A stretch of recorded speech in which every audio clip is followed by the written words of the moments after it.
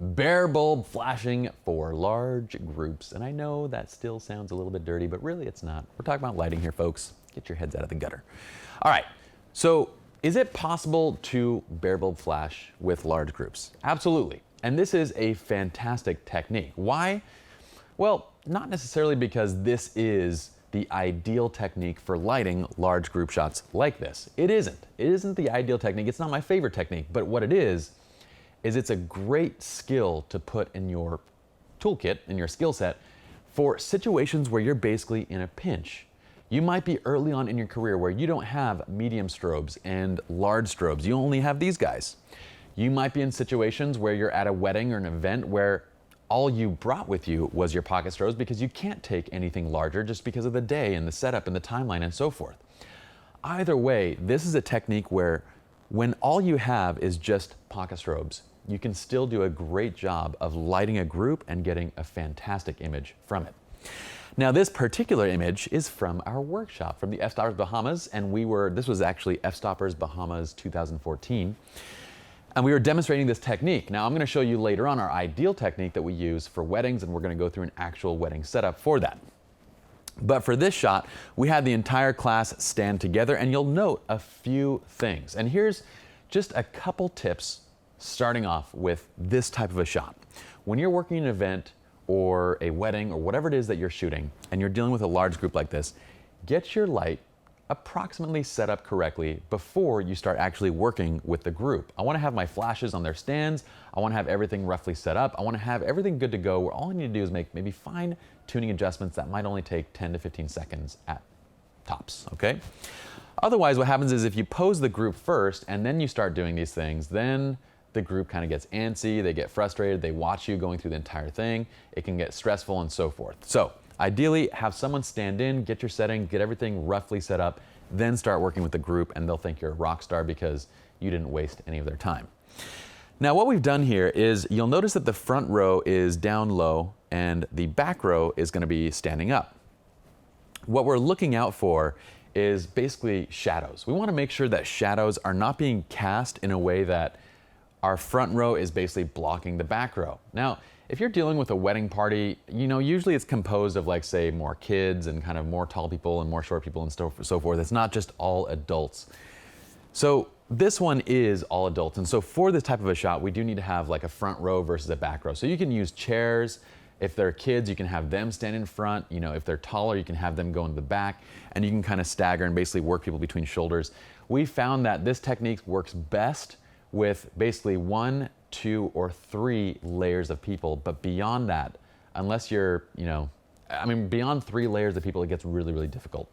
But basically, if we're dealing with 3 layers, we might have the first group be sitting on the ground, the second layer might be sitting on chairs, and then the third group might be standing behind, or you might stratify just based on height if you have, a really ideal kind of group height.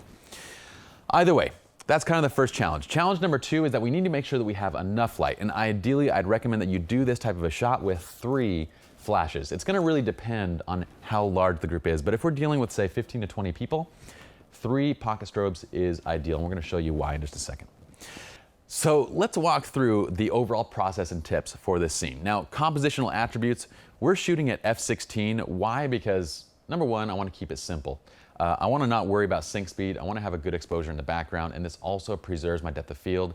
Yes, I do like to take group shots with a wide open aperture too, and we're going to get to that later on. But for this particular shot, I wanted to keep it simple. Not using a neutral density filter, we can keep the shutter speed below 1/200th of a second, and so our sync speed is good, and we're ideal on that. So we have depth of field, we have sync speed, we have proper exposure. So sync speed is at 1/160th of a second, we're solid. Ambient light exposure at ISO 100, so total combined is basically we have a Canon 2470 Mark II. We're at 1/160th of a second at f/16 and ISO 100 and 5.8K, or basically 5800 Kelvin. Okay, so with that setup, we're good, and we get a decent ambient light exposure where basically it's not too dark, but it's not too bright. It's kind of this nice, just bright and airy look where we're not blowing out our highlights. That is the look that I'd recommend for shots like this. And granted, you can do whatever the heck you like. I'm just saying that when you expose these clouds to be darker and to be kind of that ominous, stormy cloud look, Well, you get something that doesn't really match, because what do you have up front? You have this big group, they're happy, they're smiling. Look at my cheesy grin right there with my assistant David sitting on my lap. He looks like my child, except for the fact that he is of a different Asian descent than I am. Yeah, except for that fact. And because I would have had to have been like 8 years old when I would have had him as my son. That would be weird too. Either way, everyone's smiling and having a good time, and then you create these dark and ominous clouds behind you, and those two don't really fit together, okay? So I'd recommend for a shot like this that you leave that ambient light exposure bright, not to the point where you're blowing things out, and not to the point where it looks dark and ominous. All right, so light direction and quality. Now here is the tricky part.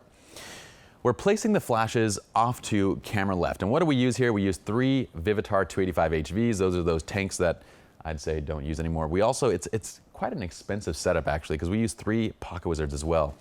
So combined together, that's like, let's see, 300 plus 450 plus the one on camera. I mean, that's like close to $1,000 worth of gear. And we can get a much simpler setup. And this is again, where we talk about do things, invest in equipment that's gonna save you time and it's gonna make your job easier. Because guess what? If I'm using now the Photix Odin with the Odin receiver up top, or Odin transceiver, and I have 3 Photixes off camera, the ones that I'm using for the actual lighting, I can now control all my power and all my zooms just from the back of the camera, which again makes your life more simple. You don't need to have an assistant just there manning the power settings and so forth. But here is the goal. I want to create a light direction for this type of a shot. And so for this shot, what I'll usually do is look at where my sun is. If my sun is creating kind of a background and a rim light on the right side, I'm going to light from the left side, so that way I can keep my shape and dimension, okay? So I want to keep shape and dimension, kind of work with that. I don't want to flatten out the image. So I'm stacking flashes together. So we're taking 3 flashes. We're putting them, this is a shot where you need them on independent stands, okay? So you can't use a Westcott triple threat or a cheetah bracket for this. You need them on independent stands. We need them placed up high. They need to be shooting at least from the head height of the tallest person, if not a little bit higher. So maybe 6 feet, 7 feet-ish, and they're gonna be angled down slightly. We stack them up together, and this is what we do. We feather the light direction on the 3 flashes. So basically, let's say that my group is directly in front of me. This is flash number 1. It's closest to the left side, right? So I'm gonna angle this a little bit to the left side.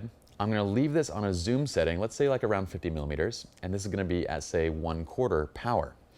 My middle flash is gonna be at like say 80 zoom. It's gonna be feathered more towards the center, and this is gonna be at 1/2 power. And then that flash that's on the right side, assume that I actually have 3 hands right now and I can actually hold 3 flashes at once. My third flash is gonna be aiming for the right side of the group. It's gonna be at 105 zoom, and it's gonna be at 1/1 power. So what have we done right there? Well, we've essentially balanced out the flash. We've feathered it and balanced it for the inverse square law. Because remember, anytime you go to double the distance, you're going to 1/4 the power. So essentially what we've done is, as the group gets further and further away, we power up the flash and we increase the zoom so we don't get as much light loss, okay? On this side of the group, so our flashes are placed right here. On this side of the group, we're using a lower power setting with a wider zoom, higher power setting with a more narrow zoom, so more telephoto zoom. On this side, we have the most narrow zoom and the most power. So we're trying to create an even distribution of light across them. Now, by practicing this a couple times, you guys can get pretty fantastic results just within a single shot. Just basically go out there, set up the lights, and you're like, oh, that looks great. All we need to do, we don't need it to be perfect, okay? You don't need to be perfect. What you wanna do is get it within about a 1/2 stop range, okay? So if these guys on this side are just a little bit darker than these guys on this side, but it's about a 1/2 stop, it's not a full stop, it's just a little bit darker, that's okay. You guys can always make adjustments and so forth, but what we need to do is get it to be approximately the same across the entire group. Then we can do exposure balancing inside of Lightroom, where basically we pull a graduated filter that's anywhere between 0 and up to 0.5 of a stop to basically either darken, to burn down, or to brighten certain areas of the image. When it's a 1/2 stop, when you're brightening or burning by up to a 1/2 stop, it looks very natural, okay? It looks like the sky is subtly getting a little bit more bright. It looks like the sky is subtly getting a little bit more dark. It looks like the area around it. It doesn't look like it's been manipulated. When you go above a half stop of manipulation, that's where essentially you start to be able to visually see it, where the sky gets unnaturally dark, the ground gets unnaturally dark, and so forth. That process takes less than a minute inside of Lightroom, and we can get a fantastic result from this just from bare bulb techniques. Okay, so for the test shot, what we're doing is we're looking for shadows and we're looking for that balance across the entire group, okay? Make sure that your shadows, number one, they're not falling over places that would be, distractions. Like they're not covering faces. You wanna make sure that the lights aren't placed so far left that you have people casting shadows onto each other's faces. You wanna also make sure that we don't have strong shadows. Like if I'm lighting kind of too low, these shadows are actually gonna go up onto people's chests, and that doesn't look natural. So watch the direction of the shadow, look at the highlights, make sure that our light over the entire group is fairly balanced. The other thing, make sure these heads are placed close together like this. Even though that they're fanned out and spread, you still want the heads close together. Why? Because when we zoom in, we don't want to see duplication of shadows. And if you look closely on this one, you can see even though that they're set really closely together, we still have a tiny, tiny bit of duplication there. That's okay to that degree, okay? This is still acceptable. Anything more, it's gonna start getting noticeable, basically, where it looks like, if you've ever been in a stadium and they turn on all the lights and you see shadows coming off of multiple directions, that's essentially what it ends up looking like, is just multiple shadows being cast across the group. So, watch for that. Next, light, color, and white balance. We have a great look at 5800 Kelvin, so we don't need to do any gelling or anything like that. We talked about how we basically grouped it, so we have a front row and a back row, so we have difference in height, so that way it prevents, again, shadows and dealing with issues like that. And then also, let's see, we organize the groups, front row kneels, analyze. Okay, so after you get your first shot, so you got this shot, we're starting to work with different poses, different things like that. Again, watch the shadows and highlights. So with every single shot, I want you guys to zoom in. Not every shot with the same pose and the same lighting, but with every shot where you change the group orientation, the group pose, zoom in and just give it a double check from shot to shot. Okay, now for a group pose like this, I was kind of demonstrating something where in the workshop we were saying that contact points, basically these touching points where we're making contact with others in the group, gives off a sense of more kind of intimacy and closeness. If everybody's kind of not touching and they're standing apart from each other, it looks awkward and uncomfortable. So I had everybody wrap each other up. Granted, you generally don't want people doing the same thing. Like all the girls on this side all put their arms on that same shoulder. That looks weird because they're all like choo-choo training up. Don't do that. But they wanted to make a joke out of it. I don't know. Do what the guys are doing. See how the guys are kind of all doing something different there? That's great. On this side, everybody's doing something different. This side, everyone's doing something different. The girls are our demonstration of what not to do. Okay, so that's how we would light a large group like this. Up to 20 people. You can even go a little bit more depending on how you stack and organize, but with simple bare bulb pocket strobing techniques. One quick note. A lot of people might want to direct flash this kind of a scene, or to cross light this type of a scene. Cross lighting is essentially where we have our group that's directly in the middle, and we light one from the left and one from the right, and we cross light. The problem with cross lighting is that it's the exact same as flat lighting. So if we were to light directly with our front flash, we get that same exact look as cross lighting, because look what you have here. With cross lighting, you have this light overlapping on this side, this light overlapping on this side, and you're filling both sides of the face, and what does that do? Well, it just creates a flat light. So ideally, I like all the flashes to be on one side and to create this kind of a look, so that way we can create light direction and have a better and more natural looking image overall, because we've created that direction of light. Without it, we lose dimension on the face. It looks like we've just flashed directly with the on-camera flash, even if we're doing a cross-light type setup. So this is kind of my preferred way, getting the light on the one side, going opposite of whatever direction the sun is going, or if the sun is directly behind the group, you can usually pick out an angle where you have more natural light coming in and match that angle. So that way you retain shadows on the shadow side, basically. Okay? We'll talk about this more as we continue on. So that's it for this tutorial. Let's go on to the next one now.